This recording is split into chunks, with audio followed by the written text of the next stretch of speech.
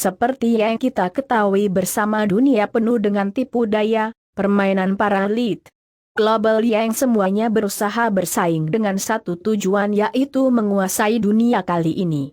Kita dengarkan percakapan penceramah kondang Gus Nur dengan salah satu pelukis seorang mualaf, anak seorang pendeta yang tahu banyak mengenai bagaimana kelicikan para elit global. Namun terlebih dahulu, yang belum subscribe ke channel ini silahkan subscribe untuk mendapatkan info-info menarik dari Muriar Channel. Mari kita dengarkan bersama perbincangan Gus Nur tentang penipuan elit global. Kami rangkum langsung dari channel YouTube resmi Gus Nur, yaitu Munjiat Channel. Seperti yang kita ketahui bersama, dunia penuh dengan tipu daya, permainan para elit global yang semuanya berusaha bersaing dengan satu tujuan, yaitu menguasai dunia kali ini. Kita dengarkan percakapan penceramah kondang Gus Nur dengan salah satu pelukis seorang mualaf, anak seorang pendeta yang tahu banyak mengenai bagaimana kelicikan para elit global. Namun terlebih dahulu, yang belum subscribe ke channel ini silahkan subscribe untuk mendapatkan info-info menarik dari Muriar Channel. Mari kita dengarkan bersama perbincangan Gus Nur tentang penipuan elit global. Kami rangkum langsung dari channel YouTube resmi Gus Nur, yaitu Munjiat Channel.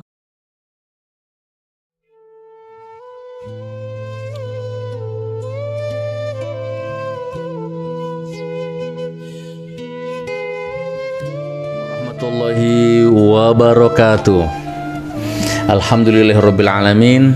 Bersyukur kepada Allah, apapun situasi, apapun kondisi, punya duit gak punya duit, seneng gak seneng, suka atau duka, tetap bersyukur kepada Allah ya. Dan sholawat serta salam semoga selalu tercurah kepada baginda Rasul Nabi Muhammad SAW. Mudah-mudahan kita semua, video ini juga mudah-mudahan bisa memberikan keberkahan ya, keberkahan dan keberkahan, amin amin ya rabbal alamin. Oh porek betul nih, masya Allah. Saudaraku, ketemu lagi di acara ngobrol menembus batas ya bareng Gus Nur.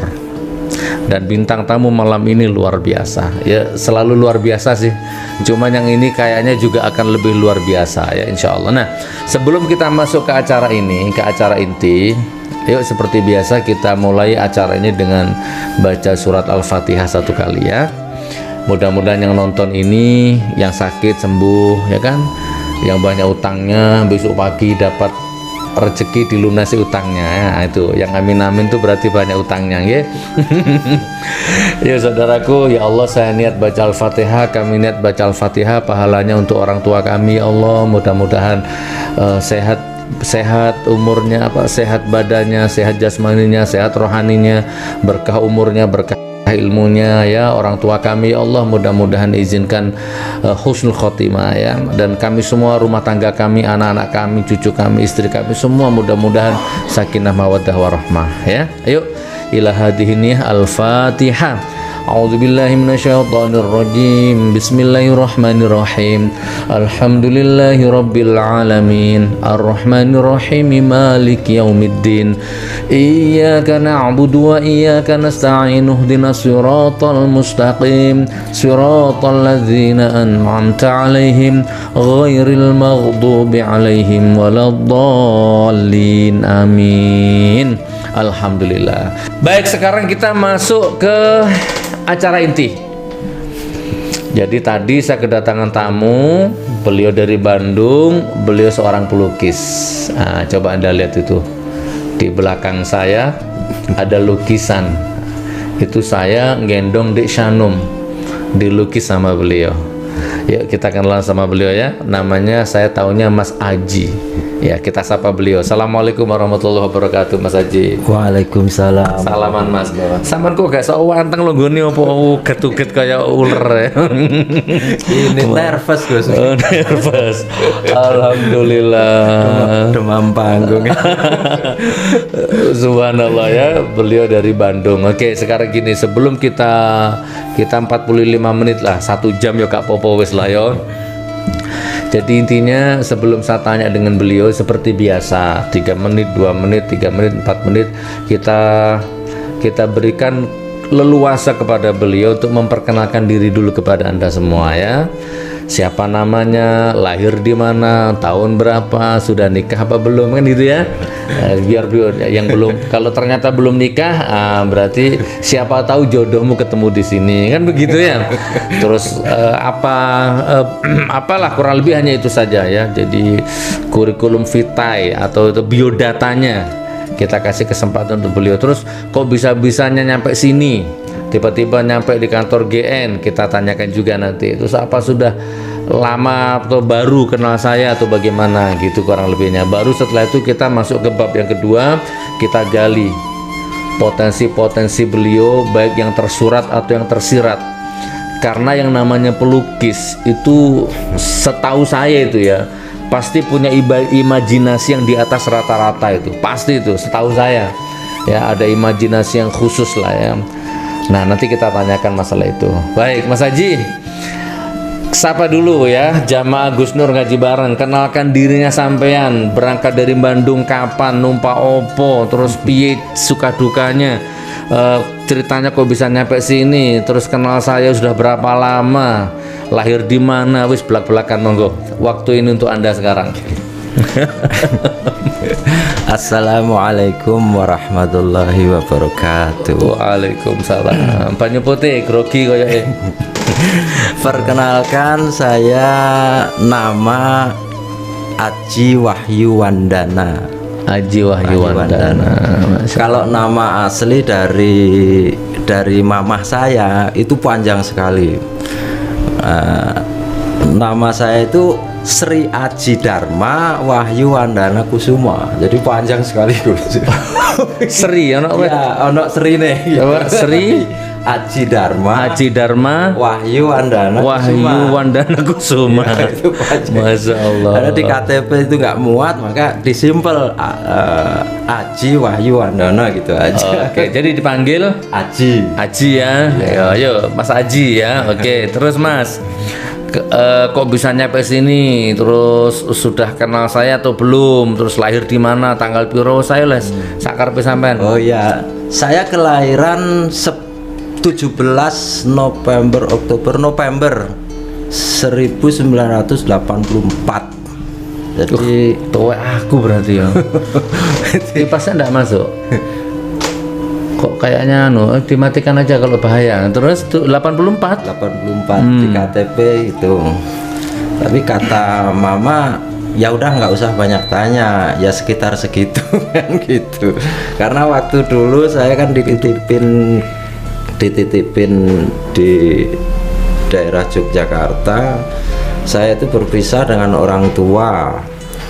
Nah, baru bisa ketemu beliau itu tahun 2008 awal, bukan 2007, 2008 awal. Nah, status saya saat ini menjomblo. Menjomblo. Oh, belum punya istri. Belum. Apa? Bujang, duda? Pernah punya istri, gagal, terus wes wegah. Oh, berarti duda ya. Ya, duda re. Trauma ya. Ya wis. Pernikahan saya nggak lama, paling ya nggak ada setahun lah, kurang dari 2 tahun. Karena pernikahan, karena waktu itu dijodohkan, terus nggak ada kecocokan, ya hanya terjadi perselisihan, terus akhirnya saya diputuskan untuk dicerai itu. Oh, sama yang dicerai. Iya, dicerai saya gitu. Akhirnya kan saya malang melintang. Nah, malang melintang itu saya nggak punya kerjaan kan, tapi kebetulan saya bisa drive ya, bisa bawa mobil, bisa nyetir. Nah itu saya karena hanya punya keahlian itu, maka saya setiap lapar gitu saya nyari kerjaan, skillnya apa, ijazahnya apa. Oh, kalau tanya ijazah nggak punya, tapi kalau skill ya insya Allah ya belum ada kata insya Allah dulu. Oh gitu ya. Ya, ya saya bisa nyupir. Nah, paling saya akhirnya kerja di sopir apa. Kalau sopir pribadi nggak pernah kerasan. Jadi orangnya masih kan ya masih istilahnya remaja ya mungkin di bawah tahun 2000 itu 98 99 gitu kan saya ke Jakarta, pernah ke Malang, pernah ke Tulungagung, tapi cuman ngikutin mobil. Intinya nyupir lah wis yo, Nyupir, nyupir. gitu. Alhamdulillah. Lahir tahun 84. Status menjomblo.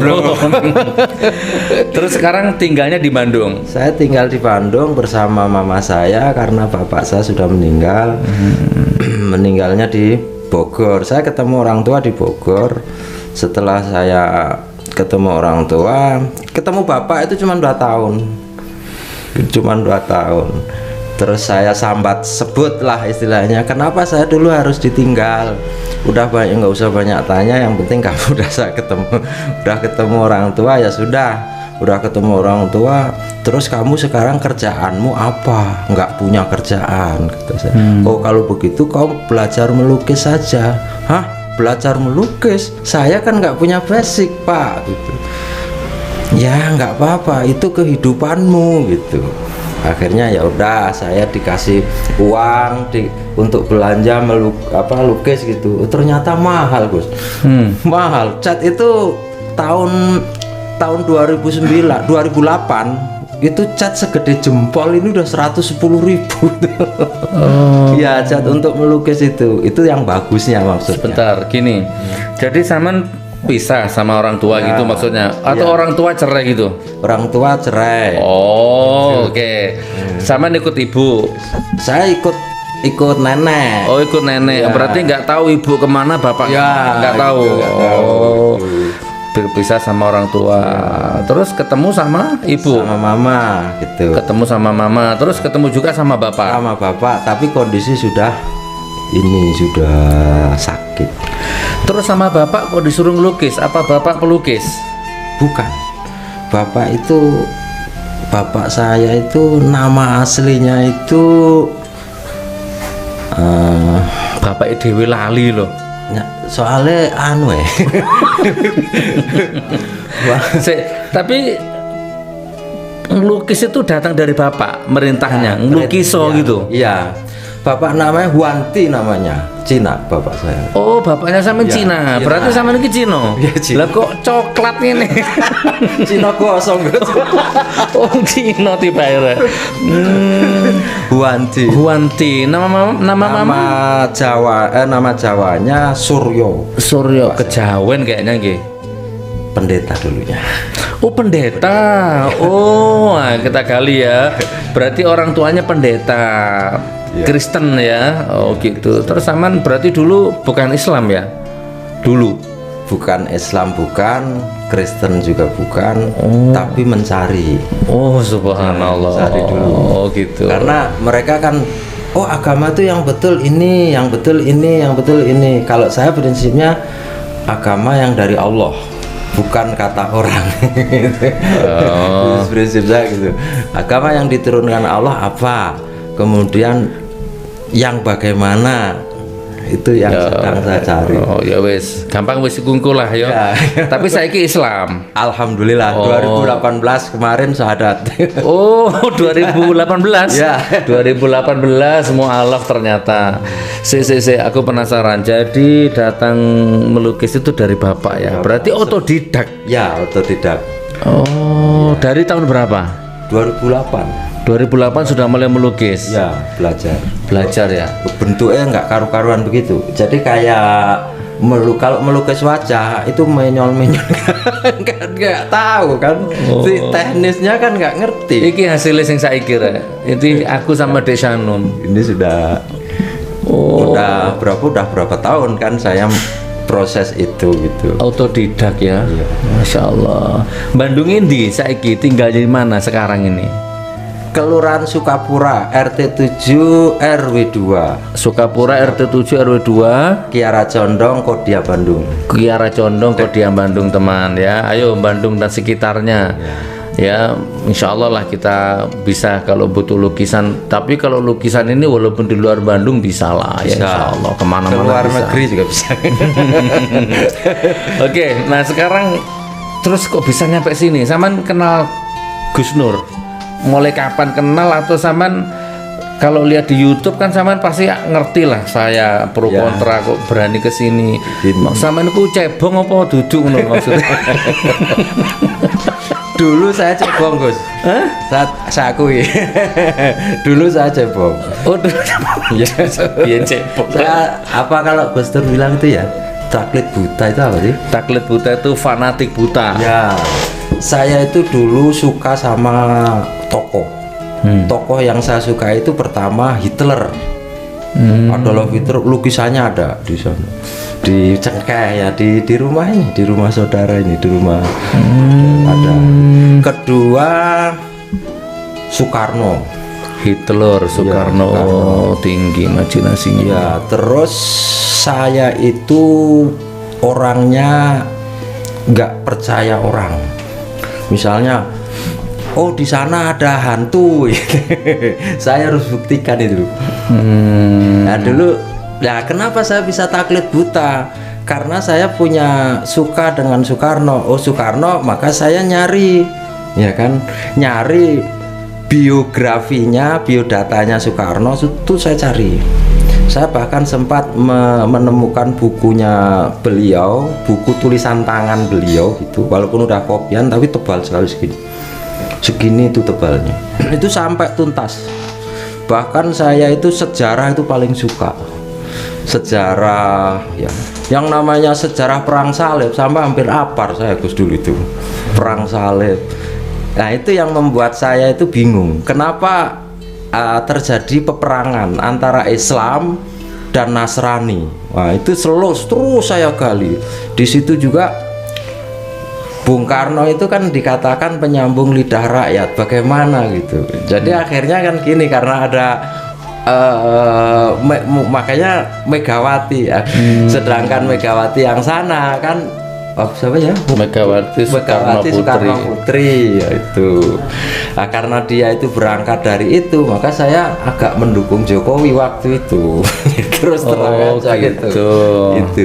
Cuman berhubung dia gandengnya sama Ahok. Kok kenapa sama Ahok ya kan gitu. Jadi waktu itu belum mengerti. Saya harus telusuri dulu ini sebabnya apa gitu. Di samping memang ya saya ini orangnya kan harus tuntas kalau menerusi. Oh gini, akhirnya ingat dari pesan-pesan orang tua seperti apa itu. Oh berarti begitu.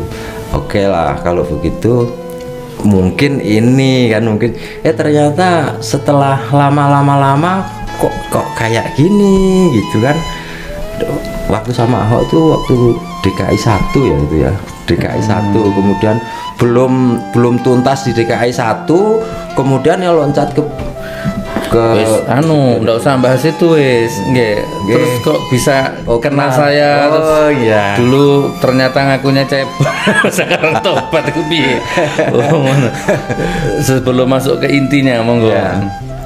Ya bisa dikatakan coba kan karena pernah agak mendukung gitu sama sana, maka saya ngakuin gitu. Iya. Berarti gini nanti mumpung saya inget ini, berarti nggak apa-apa Saman mewakili cebong-cebong yang sekarang masih nyebong. Saman kalau punya unuk-unuk apa boleh, kesempatan ini mumpung live ya, mau bukan live, mumpung siaran Saman nanti boleh tanya ke saya. Saman ganti hosting kok. Wis tawakono apa ae gitu ya. Nggih, terus berarti ngikuti Munjia Channel. Saya tidak tahu kalau channel itu Munjiat. Yang jelas saya ini kan suka karena ini ceritanya begini. Saya sudah agak bergetar mendengar setiap orang melantunkan azan sudah nggak marah. Kalau dulu ada azan selalu marah kan saya. Nah itu makanya saya jadi cebong kalau dengar azan tuh marah. Ini azan ganggu banget nih, orang lagi tidur kata saya, nggak tahu diri banget kau, parah Gus saya itu. Makanya Masya Allah. Sekarang itu saya dapat hidayah itu adalah kenikmatan yang Masya Allah luar biasa, nggak bisa dibeli Gus itu Gus. Subhanallah. Jadi terus tahu saya dari mana? Saya kan ya itu, ini kok rezim kok semakin lama kok semakin nggak cocok aja saya ini gimana sih. Saya tuh waktu 2014 itu kan saya tuh memang saya nggak nyoblos gitu loh, karena memang nggak ada datanya untuk nyoblos. Tapi yang jelas saya agak mendukung sana lah waktu itu. Lama-lama kalau begini iseng-iseng punya handphone ya, punya handphone yang 4G lah gitulah. Waktu itu saya belinya ya beli yang agak murah, tapi kan udah bisa saya terus browsing gitu. Begitu browsing kok ada ustadz gini-gini sama Gus Nur kan, terus pidato kan gini-gini gitu. Ini saya volumenya saya gedein. Bagus ini bicara politik, siapa ya ini ustadz ini ya gitu.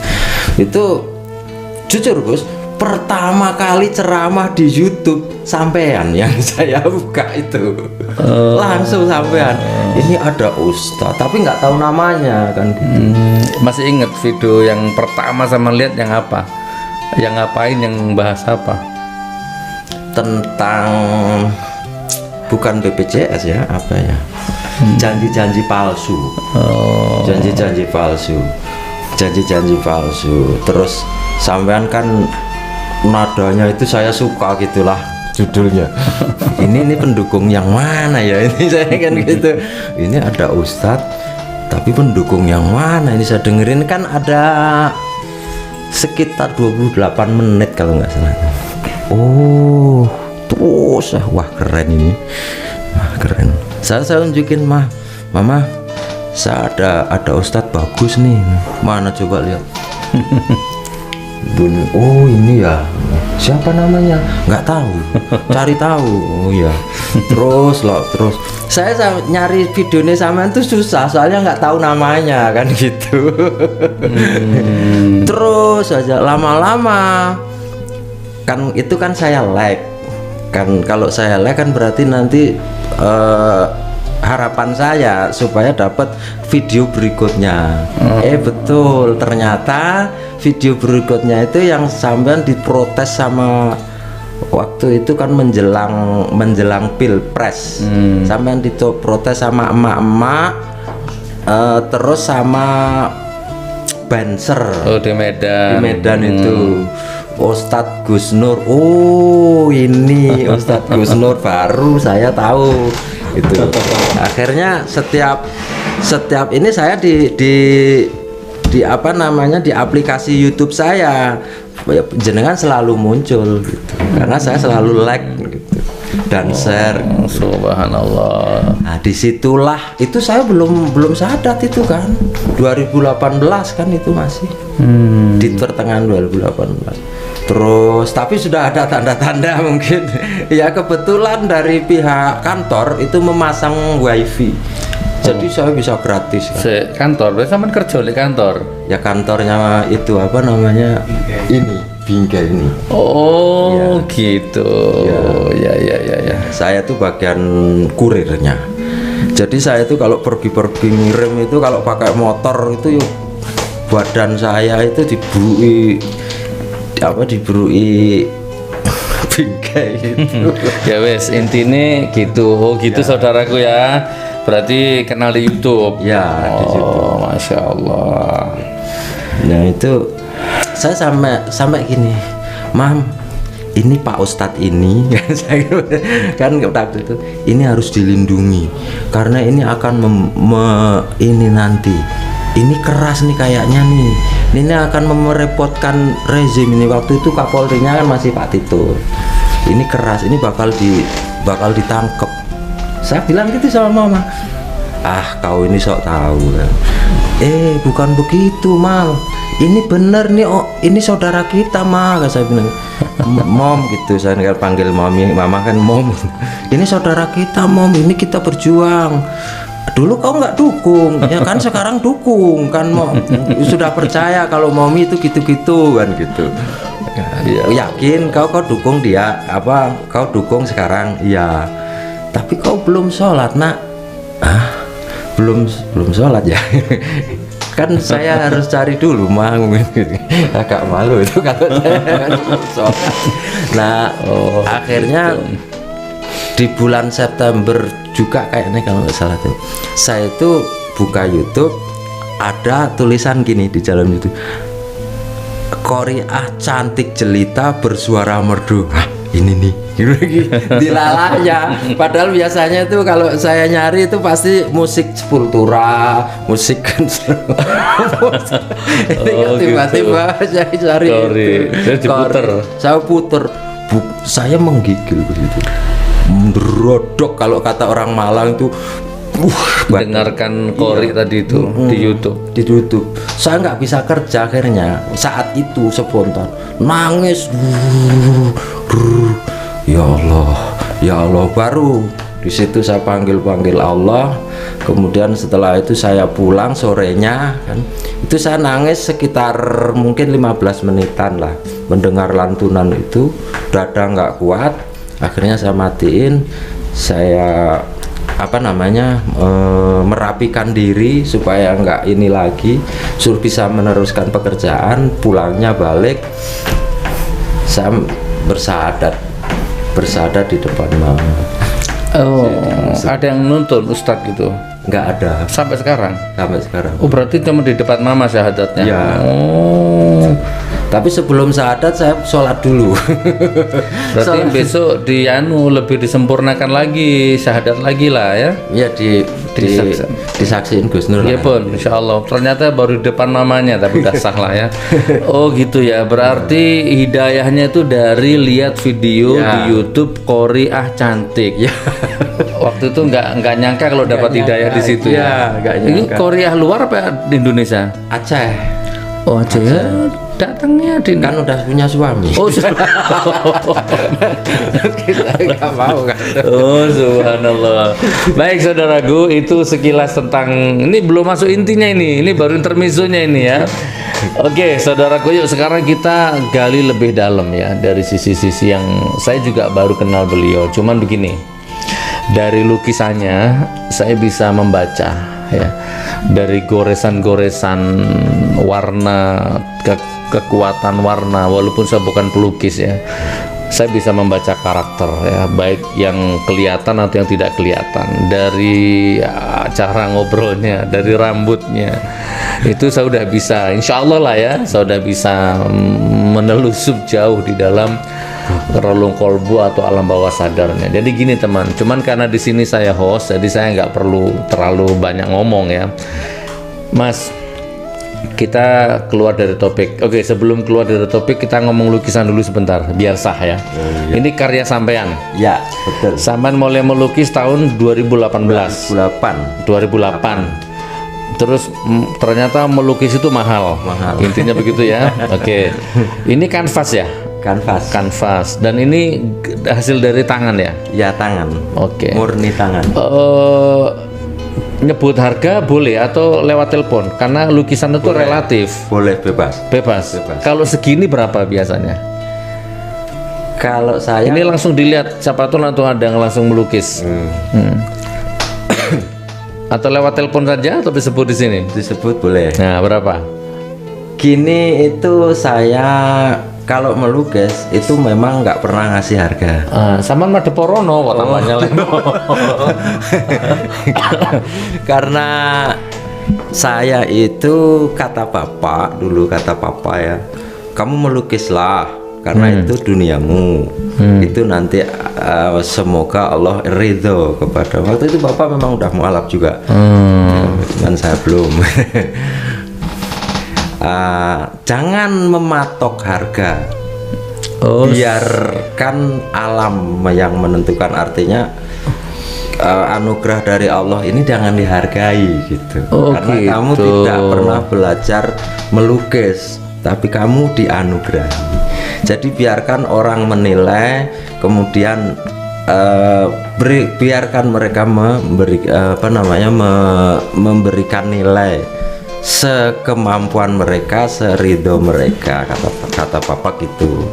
Akhirnya dulu setelah berani memasarkan lukisan itu, mereka variasi antara dari yang paling rendah itu, kalau untuk kanvas itu, lukisan kanvas itu dari 1 juta hingga 70 juta.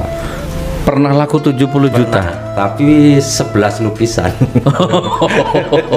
Oh, keren bro. Oh gitu ya. Kalau ini ukuran berapa ini? Ini 70 ke semeter. 70 kali 1 meter ya? Kanvas ya. Kalau segini berapa? Kalau segini ini, dulu waktu saya di Kalimantan, lukisan Soekarno itu beliau hargai 7,5 juta. Segini. Kalau sekarang saya ikhlasnya tetap saya ikhlasnya. Oh, tetap gitu ya? Tidak mau merubah pakemnya papa. Oh, jadi kalau jarak jauh orangnya tinggal kirim foto aja ya? Ya, kirim foto, tapi harus yang resolusi tinggi. Karena nanti sebelum saya lukis itu saya cetak dulu. Karena kalau ngelihat handphone nanti gerak-gerak rubah. Jadi saya cetak dulu. Kalau resolusinya harus tinggi, artinya ngirimnya WA-nya kalau lewat ya pakai dokumen. Oh gitu. Itu kan ada aplikasi di bawah. Tadi saya dapat bocoran dari ibu tadi, bunda tadi. Ya. Anu Gus, waktu ngelukis Dek Sanum itu ngoceh ini masnya ini, menirukan gayanya Dek Sanum. Jangan lupa like, comment, subscribe. Itu kenapa? Memang harus gitu waktu ngelukis Dek Sanum itu.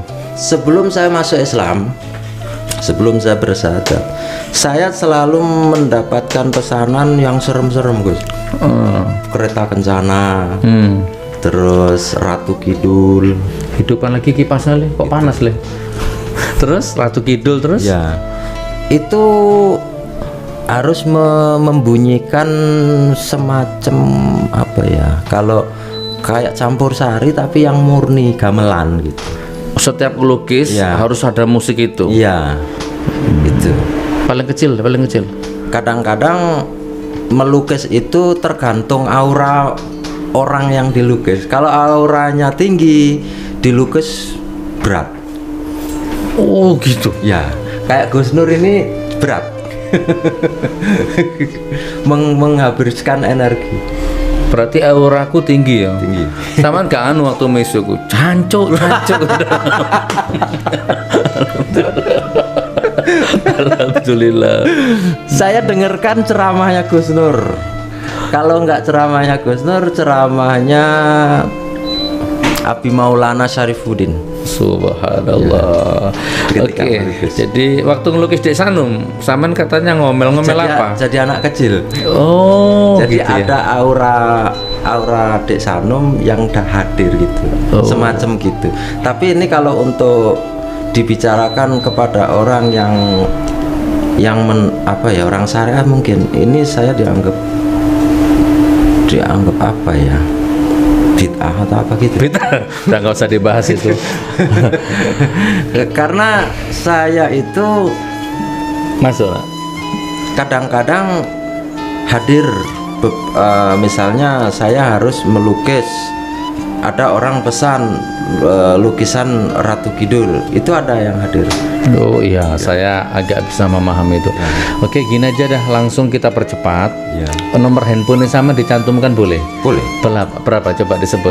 082 11 11 61 61 35 75 Mas Aji Bandung. Itu hasil karya beliau ya. Ternyata seikhlasnya. Tapi gini Rek, walaupun seikhlasnya Saman tetap tak kasih rincian ya.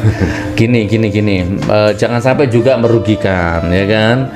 Bingkai mahal. Kanvas ini kalau segini berapa harganya? Kalau segini untuk sederhana 25.000. kanvasnya saja. Oh murah. Murah kalau kanvasnya. Terus tinta apa semua macam-macam? Tinta untuk Rembrandt 350 per botol. Ini habis berapa botol? Ini ada 3 warna, tapi saya nggak pakai Rembrandt, pakai yang di bawahnya Van Gogh. Van Gogh agak murah, Van Gogh sekitar 290. Ah, ya wes, ya minimal gitulah sudah punya pandangan ya. Jangan terus dikasih 50.000 rek ngawur rek ngono iku. Imajinasinya yang mahal. Oke. Mas, aku tak ngomong bab lain sekarang ya. Lukisan sudah, kenalan sudah lebih banyak waktunya tadi sudah. Coba aku ingin tahu sisi-sisi spiritual jenengan. Dari tadi tuh aku udah nangkap aura-aura yang keren ini dari orang ini nih ya. Bener teman, di studio ini ya memang beda lah ya. Orang cerdas itu pasti memancarkan aura yang padat. Wes, lek menurut sampean, Ya. Kita ngomong apa sekarang nih? Ngomong politik, budaya, hukum, gitu aja ya. Politik, budaya, hukum dari sisi seorang pelukis, ya. Atau ngomong dari spiritual alam lan sapi turute misalkan. Oke, kita ngomong ekonomi dulu wes. Yuk kita belajar ekonomi dari. Ini nggak ada konsep. Aku melihat auranya beliau itu insya Allah iso bahas ekonomi insya Allah. Menurut sampean ekonomi Indonesia sekarang dan akan datang itu gimana dari sisi seorang pelukis? Kan pelukis itu biasanya sering merenung, sering begini. Biasa oleh bocoran-bocoran toko alam baru. Ekonomi Indonesia ini piye? Apa liberal ku apa, kapitalis ku apa, industrialis ku apa, terus uang itu gimana, bank itu bagaimana? Wis monggo sama jelas. Ya apa Mas? Ekonomi Indonesia kalau menurut saya ya, ini menurut saya tapi bukan menurut saya gitu. Menurut rangkuman yang saya terima harus diresesikan dulu.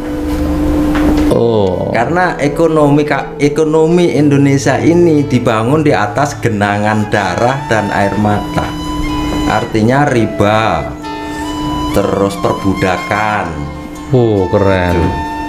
Jadi solusinya apa? Riba sama perbudakan. Ya. Ribanya gimana, perbudakannya gimana? Jelas no. Bank itu riba total. Bank itu sistem riba.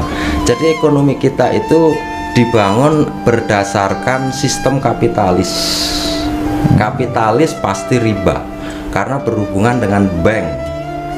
Bank itu diciptakan bukan oleh banker lagi tapi bankster. Lebih berat. Itu bankster.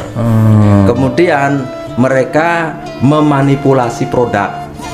Contohnya kayak produk-produk yang beredar di Indonesia itu rata-rata bahan-bahannya itu yang untuk kalangan masyarakat biasa remah itu menggunakan bahan-bahan yang berbahaya karena produk industri di dunia ini dikontrol oleh keluarga 1% saja. Maksudnya bi keluarga 1%? Keluarga 1% itu keluarga yang menguasai sistem globalis. Sopo? Keluarga kalau zaman waktu abad ke-18 dipegang oleh Rothschild, keluarga besar Rothschild. Ini gitu pelukis ya, terus ya abad 18 ya. Terus itu kekuasaan dunia dipegang oleh Inggris. Ratu Inggris.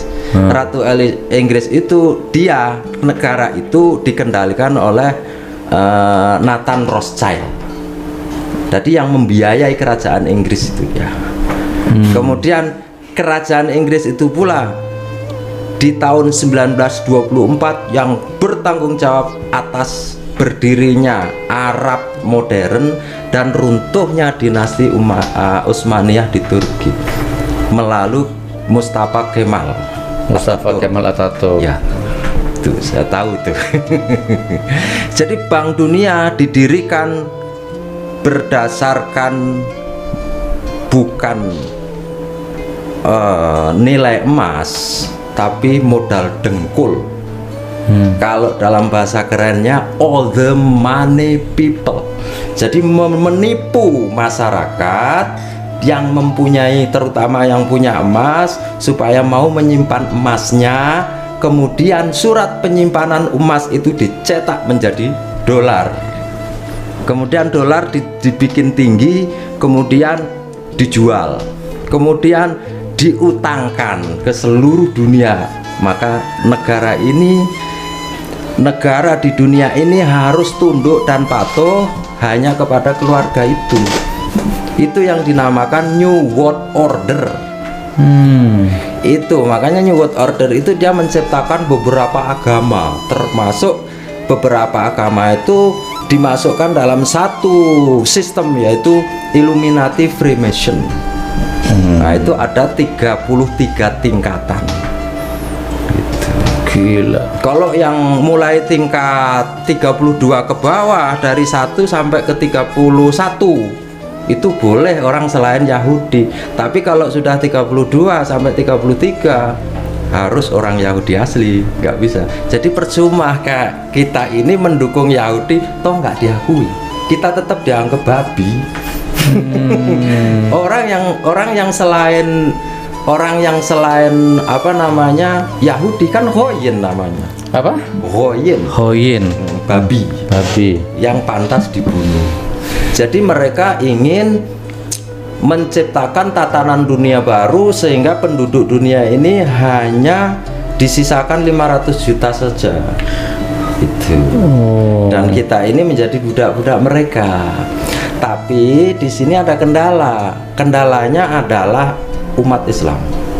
Kendalanya itu satu-satunya Islam saja.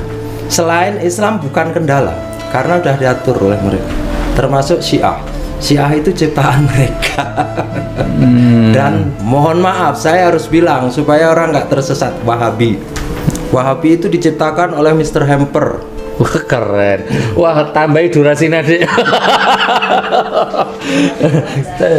Ada menceng-menceng ya.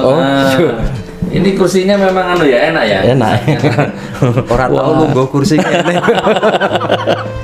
Wah ngombe. Tak tambahi durasi ini lek ngono ya. Gak apa-apa ya sak jam ya. Asik ero ngono gak usah ngomong sing liyane more. Bismillahirrahmanirrahim.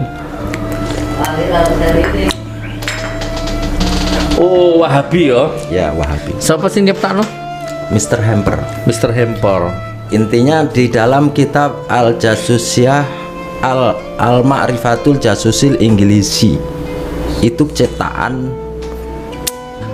Mr. Hamper itu kan merubah dirinya menjadi Muhammad Al-Majmu'i. Dia itu yang mendidik Muhammad bin Abdul Wahab. Di dalam kitab itu maksudnya. Jadi kalau ada ulama, ada ustadz yang mengatakan, oh fitnah itu enggak fitnah. Saya membaca buku itu maksudnya.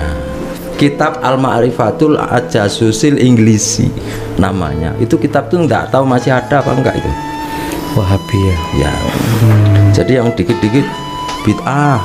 Kalau saya yang ditanya waktu udah masuk Islam, kan saya dibimbingnya untuk apa sih, doa bersama, yasinan. Itu kan kadang ditanya mau kemana Ji, mau yasinan, bid'ah, ya ben. Jawabku itu aja. Ben gitu. Kayak kembali ke Bank Dunia tadi itu ya. Oh ya. Berarti gitu ya. Ya. Sama tahu nggak prosesnya gawe duit, nyetak duit itu gimana? Ya terbitkan surat hutang dulu. Obligasi. Ya obligasi. Tuh. Kadang-kadang aku pernah dengar ceramah ya, sebenarnya duit 1.000 sama duit 2.000 itu sama. Itu katanya biaya produksinya sama ya. Coba cerita Mas. Oh bisa, kalau enggak jangan. Aku tapi kayak iso sampean. Itu gimana? Itu gimana? Angkanya saja yang membedakan. Kertasnya podo. Tintanya podo. Angkanya beda. Nilainya apa trik yang tersembunyi di balik itu, misalkan maslahat, mudorot apa gimana? Banyak mudorotnya. Banyak mudorot ya. Karena kalau kita mencetak tanpa sepengetahuan mereka akan menjadi inflasi. Ribanya ya itu. Dari tadi itu udah riba ya. Ya udah riba. Bahan sama, tinta sama, kertas sama, tapi nilai nggak sama ya. Hanya menulis saja. Itu udah riba ya. Menurut yang ustadz yang saya temui, yang mereka ustadz atau kiai-kiai yang nggak mau viral, udah riba itu. Tapi kan kita nggak bisa lepas dari riba, kan ada ya. Gimana memang bank itu memang kalau nggak ada bank ya transfer anak sing kuliah di Mesir ya gak iso. Haji ya memang Iya sih, apa jelas nutut kok gak nutut iki. Ngapusi sebenarnya. Kan kita punya dinar. Iya betul. Jadi Yahudi itu mencari tabut Sulaiman. Apa? Tabut Sulaiman. Iki apa meneh iki? Ketika Yahudi mencari tabut Sulaiman tapi Yahudi nggak menemukan, berarti Yahudi hancur. Kan gitu. Tabut Sulaiman itu adalah sebuah peti yang terbuat dari emas yang itu sebagai simbol bahwa Yahudi adalah umat yang sudah terpilih, umat yang telah mengalahkan Tuhan. Tapi Israel untuk bangsa Yahudi beda lagi. Nama Israel itu adalah sebuah bangsa yang pernah bergulat dengan Tuhan dan mengalahkannya. Jahat Israel. Yahudi itu begitu. Jadi uang yang kita pakai itu tidak ada nilai intrinsiknya. Apa itu?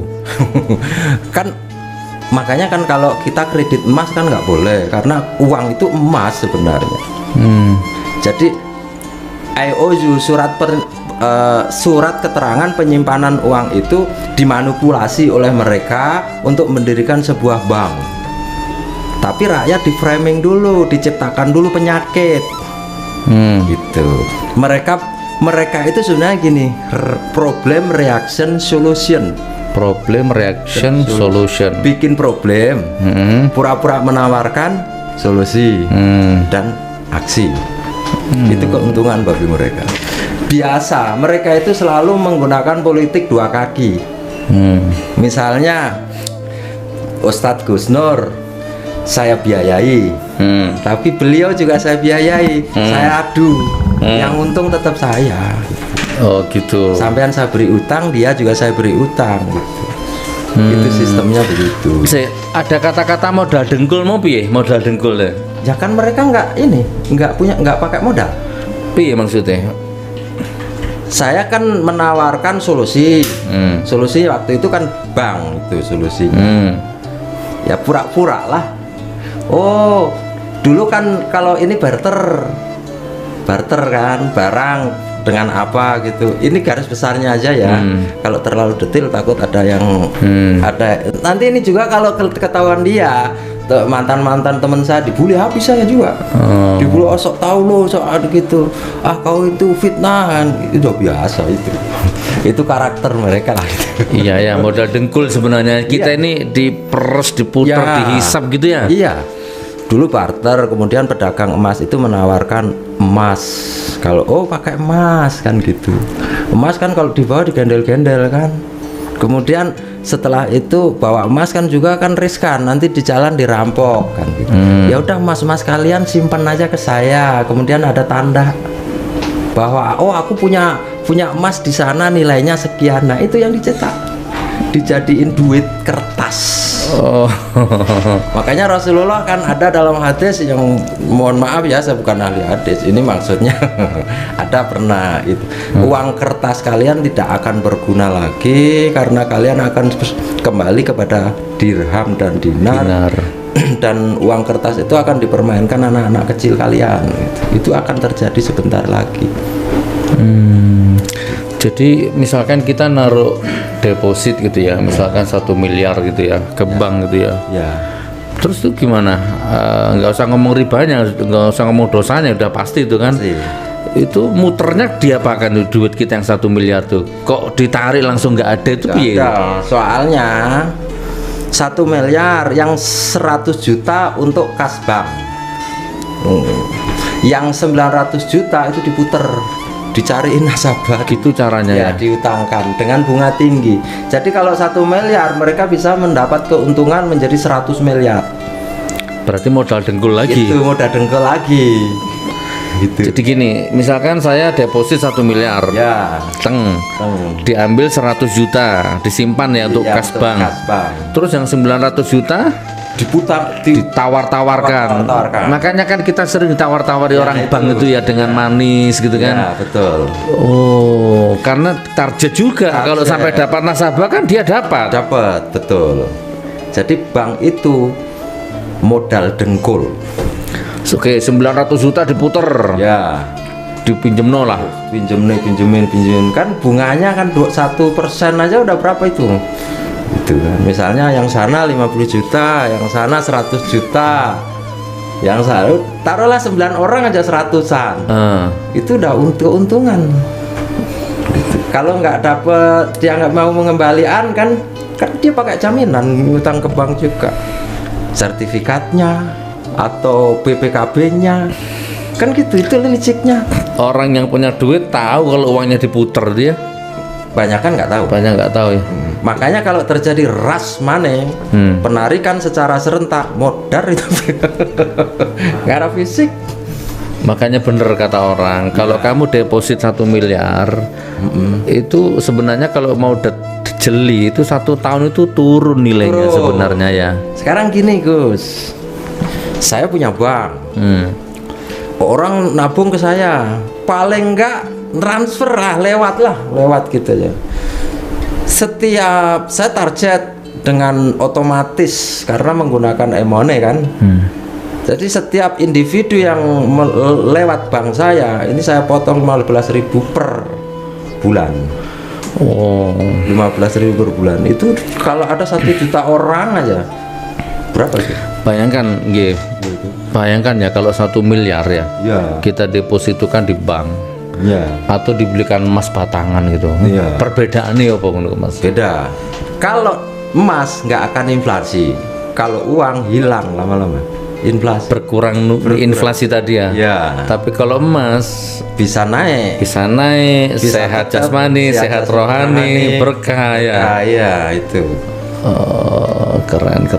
Jadi gimana pesan untuk temen yang terakhir closing masalah ekonomi ini gimana enaknya? Kita dibodohi, kita dikuasai atau apa? Tinggalkan kapitalis riba. Sebisa-bisanya. Saya ini nggak punya rekening. Ada rekening mama 1, 2 rekening mandiri sama BCA. Cuman kalau saya pribadi saya tidak akan, dan saya anti belanja di toko-toko kapital. Keren. Saya berani ngomong gitu. Ini ideologi saya berdaulat saya gitu. Keren. Kembali kepada ekonomi yang diajarkan Rasulullah. Itu solusi. Wah, ini sama dikira khawarij sesat.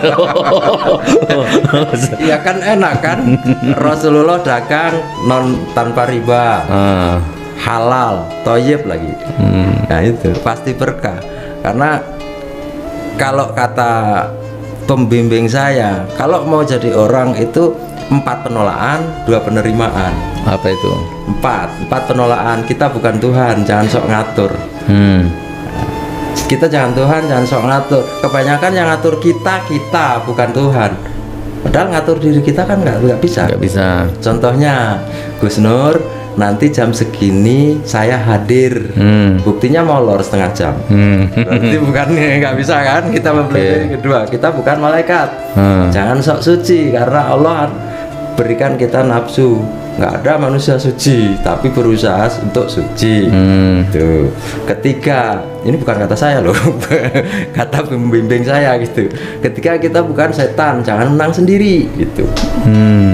Keempat, kita bukan binatang, jangan semau sendiri. Kita bukan setan yang ketiga jangan menang sendiri, pingin menang sendiri. Keempat, kita bukan binatang, jangan semaunya sendiri gitu. Setelah 4 penolakan baru 2 terima. Kita siapa? Kita hamba Allah. Ketika kita punya salah, dinasehati, ikut, ditegur mau. Yang kedua, kita punya pedoman Al-Quran dan Sunnah, ikuti. Itu. Masya Allah. Ngono ya. Kata beliau. Ya, keren. Suwirek wis 40 menit lebih iki. Terakhir ya. Asik iki. Oke, tadi ekonomi. Terus masih ngelintas di otakku ini. Aku ngobrol mbak sama niku, aku yang gali informasi ki. Toko sorot mata sama niku tak gali yoan. Nek menurut sampean 2 pertanyaan ya. Politik sakit. Politik. Nah, politik Indonesia ki gimana menurut jenengan? Sikat ae wis. Kondisinya, politiknya, pola wis kahanan Indonesia ki dari kacamata seorang pelukis. Ayo. To the point aja. Nggih. Indonesia adalah negara terakhir yang ditunjuk Rasulullah. Hah? Indonesia negara terakhir yang ditunjuk Rasulullah untuk menegakkan khilafah ala minhajin nubuwah, dan estafet itu ada. Bendera, 2 bendera estafet. Sama ini ojo-ojo HTI itu tuh ya. Mungkin HTI.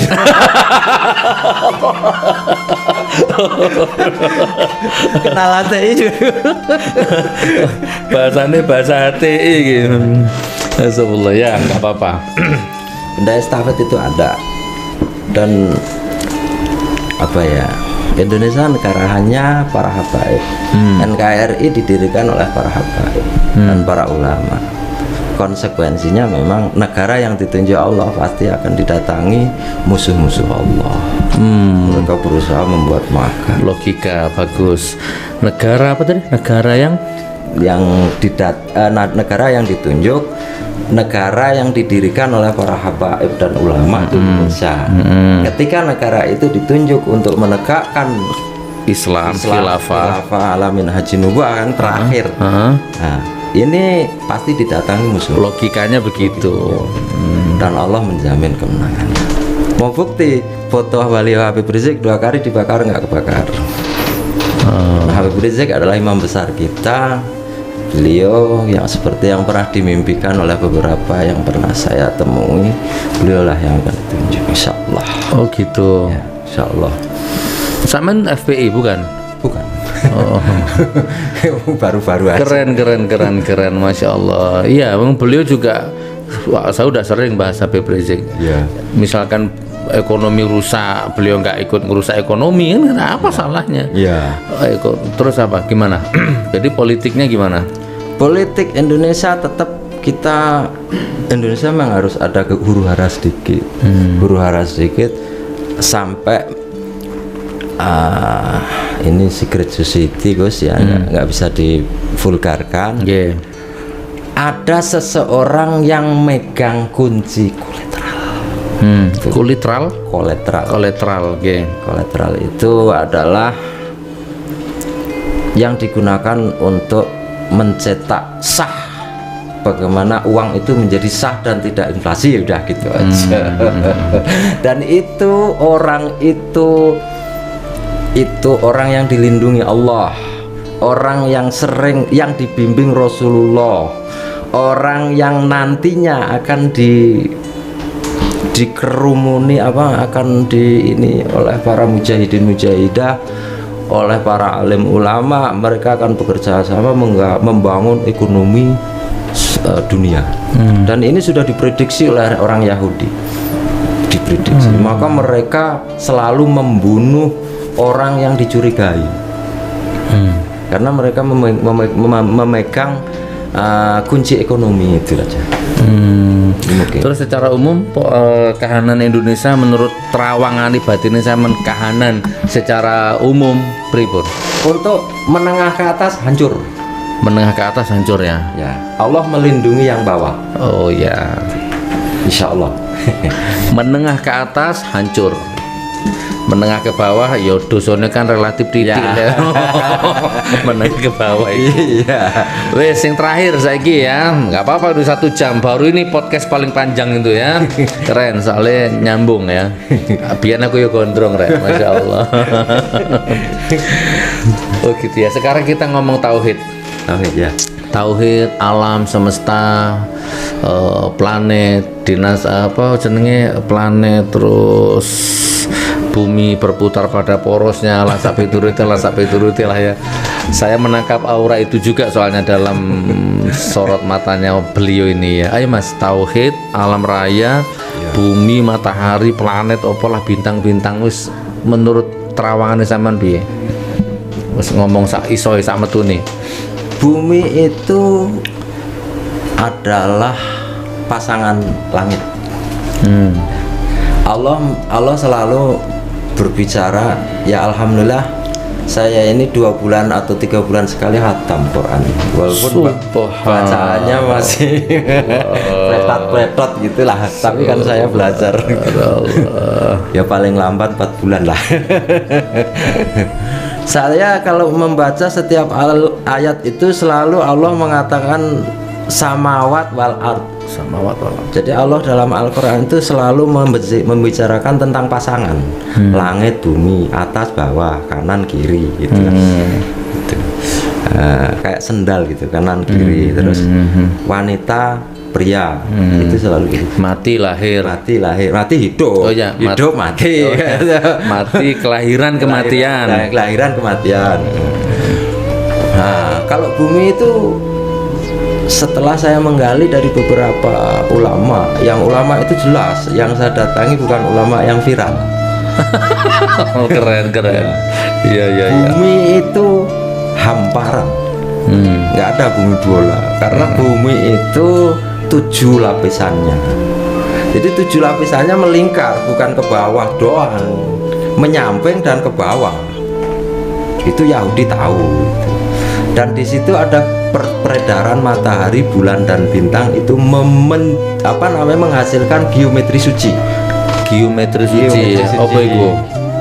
Gelombang elektromagnetik. Oh, yang bisa untuk ini untuk sinyal, ini Ya, untuk TV, TV. untuk gelombang apa itu ya. Saya bongkar, ini kelicikan elit global. Pulsa nggak harus bayar, listrik murah. Itu gara-gara kalian tuh. Rakyat kalian peres, rakyat kalian bohongi, rakyat kalian mainstream. Ini cuplikan ini. Menit keberapa ini? Yang mau pulsa Anda harus bayar. Harus bayar. Listrik harus murah. Kalian bohongi. Kalian bohongi dengan mainstream. Sopo? Kalian itu sopo maksudnya? Global elit. Global elit, oh keren. Kalau udah global elit kan semua kena. Ya wes. Iya, penjabarannya sederhana ya. Mobil tuh nggak harus pakai BBM. Karena dia juga udah melalui wireless apa itu, dia ada tugu listrik yang menghasilkan megawatt, jutaan megawatt itu. Jadi melalui wireless saja. Jadi mobil itu jalan aja. Kan memang ada mobil yang nggak pakai BBM kan ada. Ya. Bahkan kalau Gus Nur tahu ya, namanya BBM yang di sekolahan itu dikatakan fosilnya dinosaurus yang jutaan tahun, itu bohong. Mesin berbahan bakar air pun bisa, karena BBM itu sebenarnya ekosistem mikrokarbon. Jadi BBM itu nggak akan habis kalau air laut itu nggak kering. Jadi hidrokarbon. Jadi kita ini sebenarnya sudah Allah, tai itu bermanfaat. Tai yang kita buang tai yang kita buang tiap pagi itu entah itu tai kucing, tai ayam, tai manusia, terutama tai kebo, itu bisa menghasilkan listrik, bisa menghasilkan biogas. Itu bisa untuk masak, untuk menyalakan kompor dan lain sebagainya. Jadi kalau misalnya Gus Nur punya lahan besar, mungkin 50 hektar atau lebih, wah itu di situ bisa tidak perlu menggunakan listrik pun bisa kalau mau. Gitu. Biayanya awalnya memang agak mahal, tapi biaya berikutnya menjadi murah karena kita memanfaatkan tinja. Tinja itu menjadi biogas. Ini yang disembunyikan oleh mereka. Yang namanya sistem yang mana Wise Alice itu ya sistem yang digunakan oleh militer. Itu digunakan kita juga, dijual kan 10.000, 100.000. Kemudian dia bikin providernya dikunci ya kan. Jadi akhirnya handphone ini kan selalu upgrade supaya laku gitu kan. Sebenarnya handphone nggak harus di-upgrade. Handphone kan harus upgrade dulu, Jelly Bean, kemudian Lollipop, terus ya itu bisnis mereka gitu. Bisnis mereka. Jadi itu yang dinamakan modal dengkul. Semuanya modal dengkul. Tadi balik ke bumi tadi ya, bumi apa berputar pada porosnya terus menghasilkan gelombang elektromagnetika. Bukan. Peredaran matahari, bulan dan bintang, bumi diem bos. Berarti bumi itu nggak berputar ya? Salah satu ulama yang mengatakan sesuai dengan saya, Gus Bahak. Gus mohon maaf saya nanya agak aneh, bumi datar. Kontroversial mana? Ya. Jadi ada gelombang yang menghasilkan sinyal, Ya. gelombang yang menghasilkan radiasi, menghasilkan gambar Itu gitu ya. diciptakannya teknologi yang sekarang kita pakai itu ditemukan bahkan oleh ulama-ulama di zaman dinasti Abbasiyah. Setelah dinasti Umayyah, zaman Khulafaur Harun ar-Rasyid. Ini yang dimanipulasi oleh mereka. Mereka nggak bisa menciptakan apa-apa, senjata apapun itu ciptaan kita. Kemudian ilmu yang mereka itu kan yang berhasil diteliti oleh ulama-ulama kita itu adalah hitungan heksadesimal 360 derajat. Itu kan penghitungan bilangan paling kecil hingga hitungan bilangan paling besar. Makanya zaman Namrus itu mampu menebak gerhana ini nanti di tahun sekian itu jatuh di tahun segini, bulan ini detiknya enggak, jam segini ini. Itu bisa dihitung. Zaman Namrud. Iya. Itu zaman Babilonia kan, dari Raja Namrud. Itu. Artefak itu kan digali sama mereka. Artefak.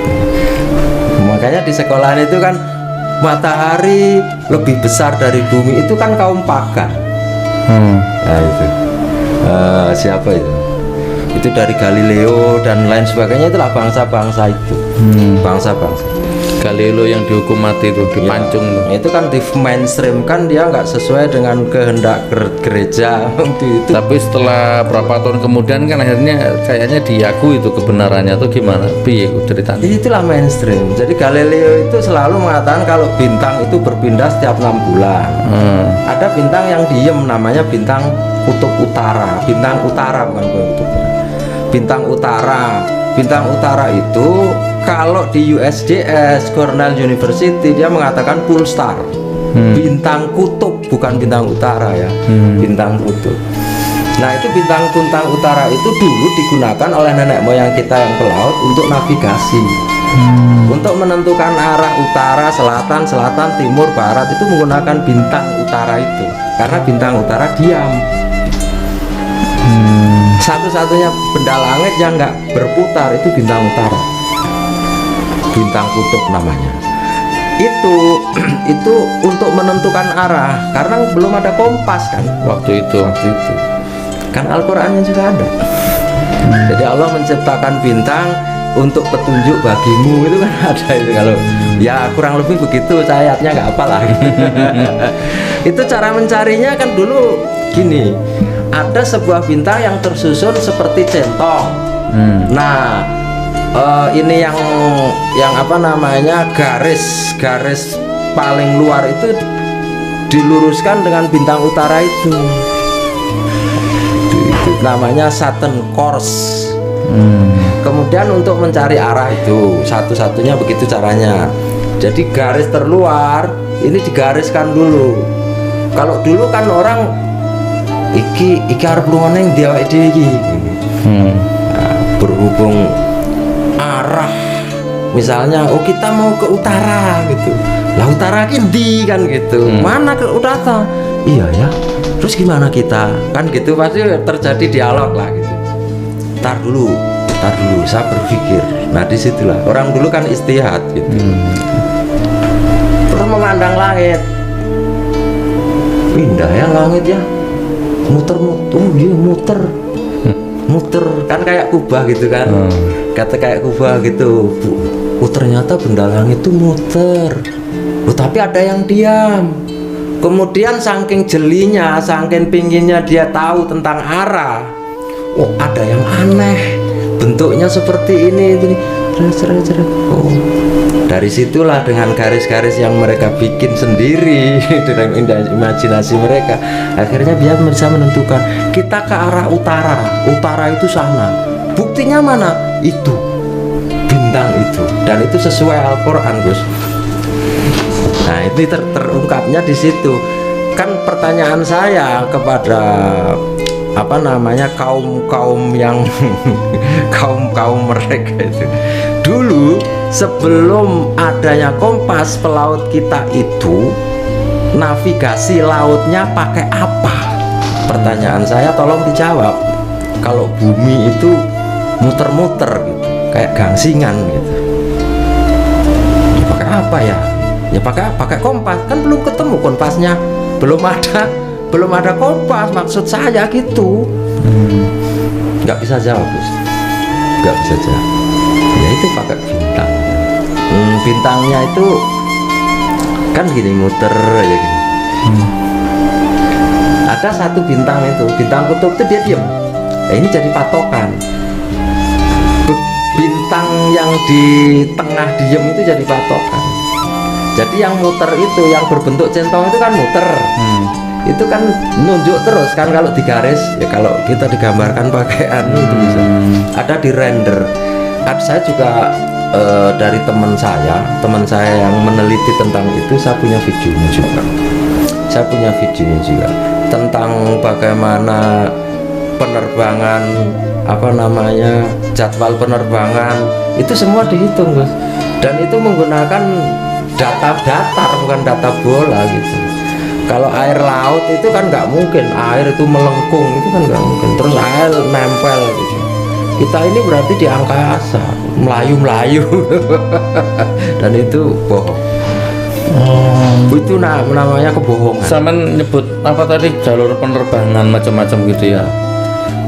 Terus berarti ada nggak menurut sampean negara atau daerah atau wilayah yang kayak segitiga Bermuda gitu ya, atau yang tidak dilewati jalur apapun, pesawat komersial maupun apa itu, ada nggak yang tidak boleh dilewati itu? Ada rahasia, ada di dunia ini ada nggak sesuatu yang masih ditutupi kah, atau misteri kah, atau orang sudah tahu tapi memang sengaja ditutupi kah, atau apa, kayak kutub utara misalkan? Kalau kutub utara sudah mafhum ya, semua boleh, tapi untuk Antartika tidak.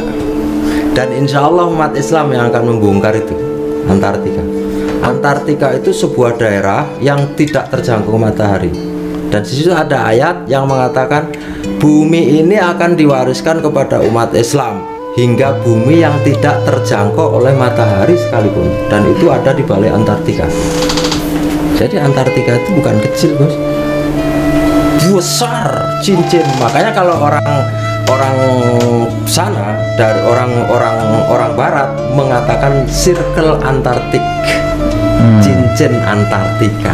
Kita ini dikelilingi cincin. Bumi kita yang kita tinggali ini dikelilingi cincin Antartika. Tahun 1834 yang namanya Augusto Picat itu naik sampai ketinggian 35 km. Itu melihat ke bawah, ingin membuktikan bumi itu ngambangnya di mana. Ternyata si Augusto Picat itu nggak menemukan bumi ngambangnya di mana, tapi menemukan bumi itu seperti cakram yang dibalik. Gitu. Cakram yang dibalik, jadi menjorok, pinggir-pinggirnya melingkar gitu. Jadi kayak cincin gitu loh. Dan itu putih, berwarna putih yang sangat luas. Dan sebelah sananya gelap. Bagian luarnya itu mengeliling itu gelap, tidak terkena matahari. Itu yang disembunyikan oleh mereka, dan dokumen itu lama-lama bocor. Kemudian ada sistem wireless, listrik murah, apapun itu. Nikola Tesla namanya, ilmuwan barat yang dia itu artinya dia menentang elit global. Dia yang waktu itu yang ditentang adalah JP Morgan. Dia mafia migas dari Amerika, makanya penemuannya dihapus oleh JP Morgan. Saya pernah baca artikel, Mas, singkat lah ya, mungkin 2 menit terakhir lah ya. Ada daerah yang memang terlarang untuk dilewati pesawat gitu, karena itu nembus ke lorong apa gitu. Itu lama saya baca itu, sekilas itu ada hubungannya sama Antartika tadi itu gitu. Ada ya, ketika pernah dengar zaman. Nah, memang Antartika dijaga oleh mereka, karena di situ potensi alamnya besar sekali. Dijaga oleh mereka itu siapa? Global elite. Yang punya Bank Dunia, rentenir itu.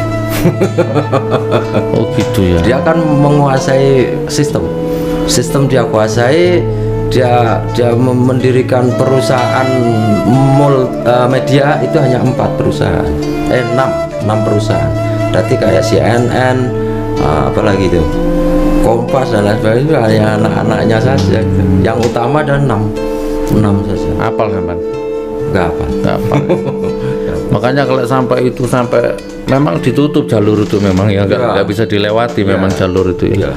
Mereka bikin makar, Gus. Nggak ada pesawat, pokoknya nggak ada pesawat yang lewat jalur itu gitu. Saya lali aku. Ya nggak bisa memang. Karena akan disadap, dan setelah sadap dia akan tembak. Dan senjata itu sebenarnya dari dulu sampai sekarang senjata nggak berubah, Gus. Peluru lari ya begitu, lari ya peluru. Visualnya yang berubah. Jadi kalau ada kamera resolusinya tinggi, ya itu aja. Kalau senjata aneh. Kalau ledakannya lebih besar berarti uraniumnya banyak kan. Senjata nggak ada yang canggih. Senjata pakai satelit sendiri hoax. Coba mana ada satelit yang diaudit tiap tahun? Nggak ada. Saya berani katakan satelit itu hoax. Nah, terserah kalian mau percaya. Saya tahu itu. Iya wes. Saya tahu apa yang kalian nggak tahu. Iya wes.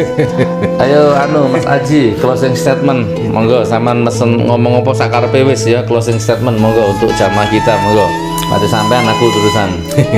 Untuk saudara muslim dimanapun berada di seluruh dunia, mari kita bersatu menghadapi fitnah akhir zaman yang insya Allah kita ini sedang ada di fase ujung fase keempat, yaitu ujung masa kediktatoran, dan itu sudah ditunubuhkan oleh Nabi. Semua bisa dipelajari melalui para ustadz yang ahli di bidang itu. Insya Allah kita akan ditolong Allah kalau kita berpihak kepada Allah. Yang jelas kita ini, kaki ini berjejak, hati ini berpijak kepada yang mana, karena hak dan batil itu seiring sejalan. Dan apabila kita menolong Allah, dalam tanda kutip kita berpihak kepada Allah, Rasulullah, dan kita pasti akan dimenangkan. Karena umat Islam tidak terpengaruh dengan senjata apapun, dengan kecerdasan apapun. Yang penting keimanan dan ketakwaan, dan kita berusaha untuk itu.